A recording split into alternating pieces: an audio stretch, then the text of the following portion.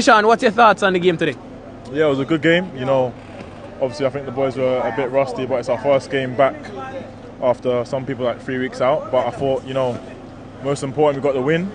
3 points. And we go on to the next game. Obviously we know we can improve and we'll do that in the next game. What about your thoughts on the support today? I know you would have been aware of the 3:30 time change. Yeah. It's a Thursday, rain. Yeah. What about the support today? No, it was fantastic. I think it could have been the most packed I've seen it. Just imagine if it was 6:30. Obviously there'd be more people, but honestly the fans helped us through the game today, and it was like good to see everyone, you know, dancing, cheering throughout the whole game. So credit to them, and hopefully the next home game we'll get the same amount of support. Even more. Exactly, even more. Yeah. It's 3 points, 9 games to go. Your thoughts on us making the World Cup? Yeah, 100%. Definitely. There's no doubt that we're not.